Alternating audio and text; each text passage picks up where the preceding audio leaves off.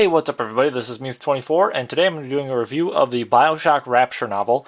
This is a prequel to the first game, but there is some stuff that they cover that happens in the second game, just a little bit, not a ton. Most of it is focused on building Rapture and then sort of cultivating the culture that Andrew Ryan wanted to create, and then the complications that come with Fontaine coming into the city and everything. Most of the story is presented from either Bill McDonough's perspective, and he was one of the engineers that helped maintain Hephaestus, which was all of the pipes and stuff that kept Rapture running smoothly. And then the other part of it is presented from Fontaine's perspective, as he sort of works his way into Rapture and then wants to,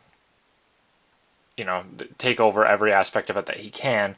And from the get-go, you know that he's a con artist, and he explains that he gets sort of an excitement out of that. So there is some presented on Ryan, actually a pretty significant amount throughout the novel. It's just that a lot of times when you see what Ryan's doing or how his actions are influencing other people, it's from the other people's perspective. It's not really always from his viewpoint. There are some parts where he is shown, listening to audio diaries or talking to other people, but a lot of it has to do with just how his actions and his interactions with other people have influenced the greater society in Rapture. So the novel actually starts before Rapture's built. There's a lot of stuff early on where they're talking about moving supplies and Ryan selling off of all of the assets that he owns in the United States after having moved there from Russia, and using all of the money he earns from that to fund the building of Rapture. I'm going to say right off the bat that I know a lot of people have said, the game is based off of Atlas Shrugged. There are a lot of similarities between Atlas Shrugged and the Rapture novel. The one thing that Rapture does in its format, though, is that it's sort of a play-by-play of all these major events.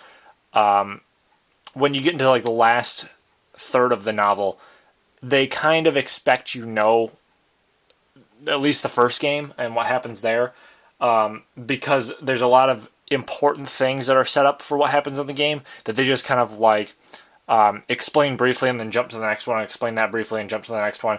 And so it works if you've played the games. If you haven't, you're going to be really confused throughout this whole novel, I think. So I would say it's for people who have played at least the first game. I think you'll really appreciate it if you've played both of the games, but if you just played the first game, you'll get most of what they're talking about in here. But you do kind of get to see a lot more of who the characters are, I think, in the first third of the novel. I really feel like the first third is the strongest part of this novel because it's covering ground that we're not familiar with. In the games they talk about what happened before Rapture fell, but they never really talk about what happened before Rapture was even built. And there are some characters in here like Sandra Cohen and Chief of Police Sullivan and Bill McDonough that Ryan had contact with before Rapture was even finished. And he had to kind of figure out who he could trust and who he should not inform of this whole project. And they also go about the process of sending out the invitations. Like Ryan handpicks specific people that he feels would be best suited for Rapture. Now, some of those end up being mistakes, as you find out later on in the games. But for the most part, it's just kind of an interesting, different spin on things. You also get to see some of the equipment they used to build the city, or not see it, but it's explained in the novel. How they were building the city. It was touched on a little bit in the second game that there was this big sort of flatbed submarine thing that they would take supplies down to the city on. And they talk about that in here, and they talk about how the Wales brothers were the ones designing the city, and how Ryan hired all these people to go ahead and build it and stuff.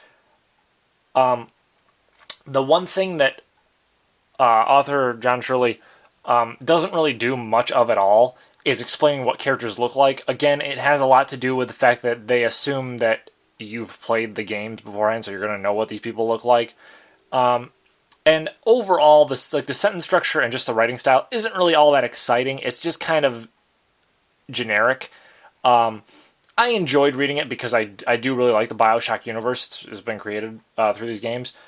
But if you're looking for something that's just a really enthralling read, I wouldn't say from that perspective at least not from the the structure of how the chapters are set up and everything.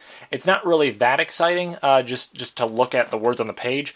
But the events that you're not familiar with outside the games are pretty cool. It is a video game based novel, and I feel like with a lot of those, they're not going to be anything spectacular. I don't usually go into reading these novels that are based off of video games thinking this is going to be the greatest thing I've ever read. I just kind of go into it thinking this is going to be fun, it's going to be something interesting to read, and I do feel like you get that out of this novel. The ending really disappointed me a little bit. There's part of it's because I know what's coming as set up for the games, but I felt like there was sort of a betrayal of characters toward the end of the novel, as in like their actions didn't really match up with what they'd been doing and saying all throughout the novel. There's like a sudden shift, and it didn't feel convincing at all. So I was rather disappointed in that bit, and I won't spoil what that is, but it's like in the last 2 chapters that happens.